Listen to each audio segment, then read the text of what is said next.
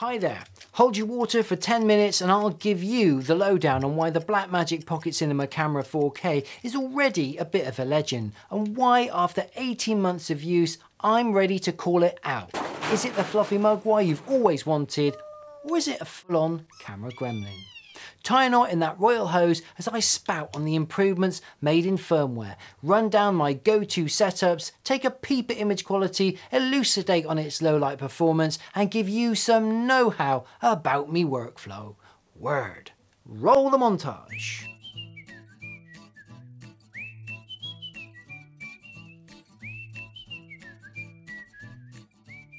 In my 20 years of video production, I've never had a camera like the Blackmagic Pocket Cinema Camera 4K. Since I bought my Magic Box back in December 2018, it has changed before my very eyes, nurtured by a consistent pulse of firmware updates. Today, in May 2020, it's grown up a lot.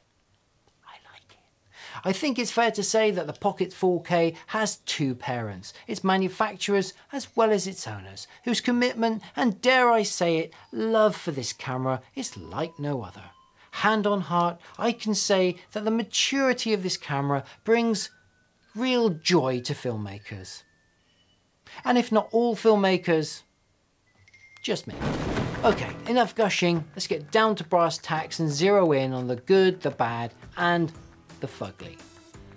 Let's kick off with a bit of context. The Blackmagic Pocket Cinema Camera 4K has a long name, probably to describe the kind of camera it is.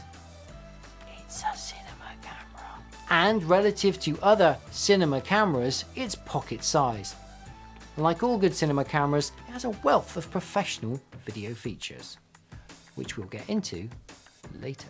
But for most people, the biggest feature is it shoots 12-bit internally, which is ideal for corporate video, TV, music video, and films.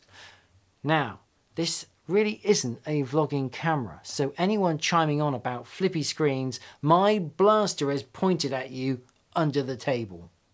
For those who want a tilty screen at any cost, you can get Tilter to mod yours, although at present the camera cannot flip the image, so you can't actually see yourself vlog. So back on track, the key USP of this camera is very clear. It shoots 12-bit RAW. Let's go back a bit. Too far.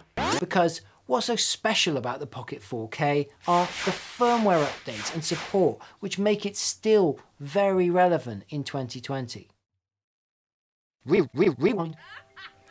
When I first bought this camera, I was not interested one iota in shooting cinema DNG RAW. However, in 2019, along came the Blackmagic RAW codec and suddenly the camera had lost its annoying prepubescent moustache and had grown a full goatee. Along with significant upgrades to the included full version of Blackmagic's Resolve software, the release of Blackmagic RAW has shown itself to be a really compelling option to shoot and edit with. And this coming from me, a committed Final Cut Pro 10 editor. Quite simply, it's worth enduring Blackmagic Resolve's learning curve to edit 12-bit RAW. If you want to know more about filming in Blackmagic RAW and editing in Resolve, please take a look via the link in the description to a video I made all about it.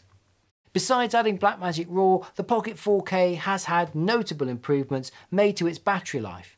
It's still not great. The LPE6 batteries will get you through 30 to 60, yeah, I said 60 minutes, depending on resolution and frame rate. However, on the plus side, LPE6 batteries are cheap, small, and easily available batteries, which mean if you're shooting completely stripped down, the camera's very light and low key. Just looks like a chunky stills camera. As filmmakers and manufacturers alike have fallen in love with the Pocket 4K, the camera's diminutive battery life has been well and truly addressed, and power solutions are now everywhere. They're varied and abundant, from expensive Blackmagic power grips to standard cinema camera V-Lock batteries to cheap NPF plates that use Sony batteries, and most recently, power handles. So much choice. Another boon for the Pocket 4K are the menus, which are some of the best around. Hats off to Blackmagic because, short of making this a 30-minute video, I now need to rattle through their other notable additions to keep this video clear of an intermission. Where was I? Yes, so since its release, Blackmagic have relentlessly improved the feature set and performance of the Pocket 4K and included additional resolutions and frame rates, a leveling gauge, faster startup times, and my favourite update, punch into focus, which works during recording and now does so up to 8 times magnification, up from its original 2.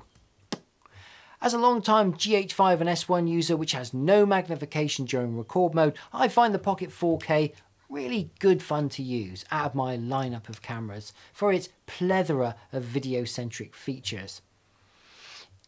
Except in very bright light, where it's pretty much the little Mogwai of filmmaking cameras. I also never feed it after midnight.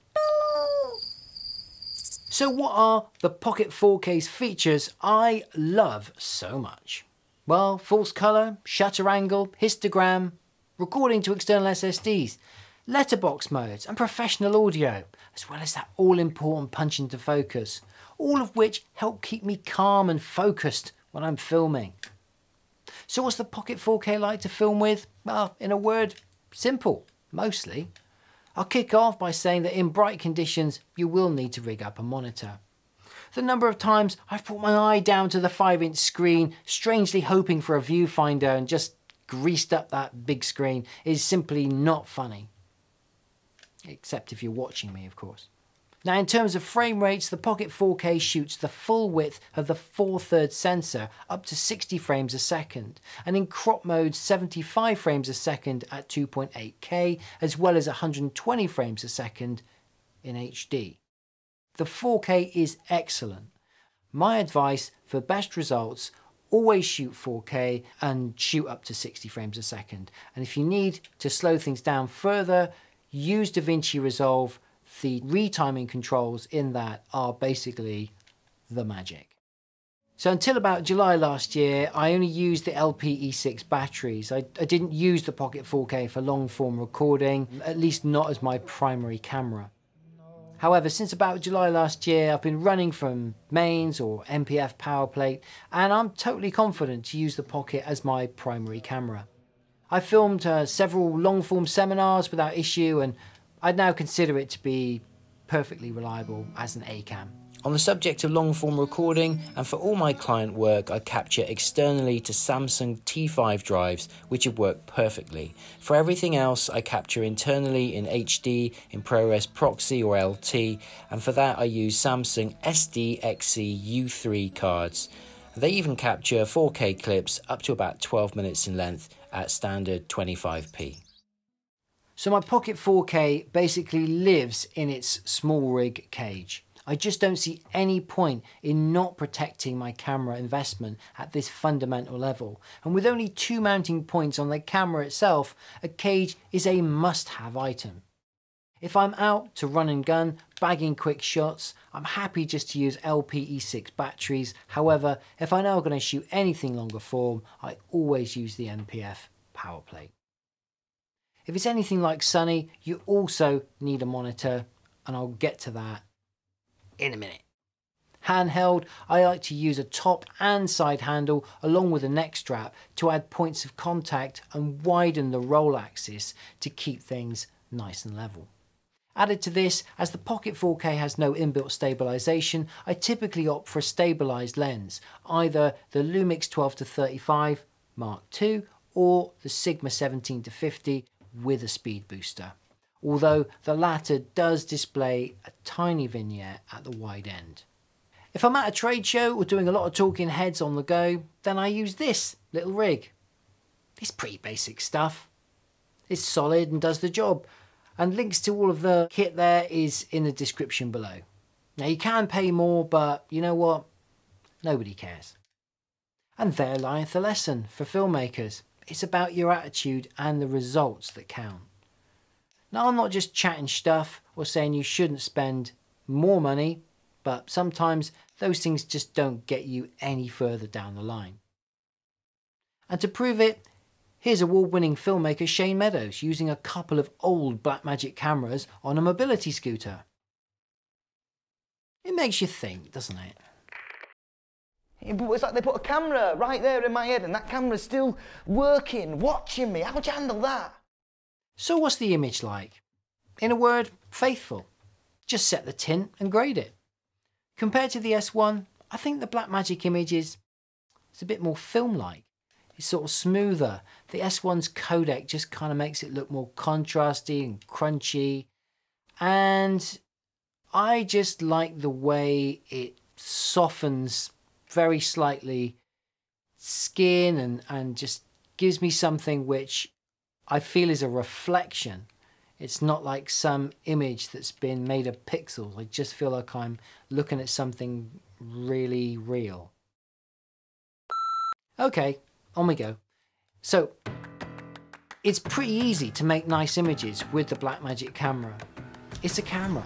It loves light. Give it light, it'll give you good pictures, right? It's a trait. And what can I say? I love the images that it makes. So this brings us on to Lowlight. I ran some Lowlight tests with the Pocket 4K, and whilst it can be set up to shoot in fairly low light, you do have to be careful with your settings. Here you can see just how much noise is added from the native ISOs of 400 and 3200. Although it's at 1250 where you want to be careful. So you can see that filming at 1000 ISO is a total no-no, because at 1250, a boom. And here you can see progressively, obviously getting noisier up to 3200. And then up to 6400, where it kind of gets to a limit, and it's goodnight Vienna. But how good is the Pocket 4K compared to, say, an FS7? At this filmmaking workshop, I used both of those cameras, and I have to say, during my edit, I had to keep looking back at the browser to remind myself which clip was shot with which camera. And I think that says a lot. Let's talk about the camera's I/O. The Pocket 4K outputs a 1080p signal via the full-size HDMI, and as such there are plenty of monitors around for about £150, which will help you see what you're shooting in most lighting conditions. If you need a very bright monitor, like 1000 nits or more, then the best options currently are the Atomos Shinobi, Ninja 5 or the Portkeys BM5.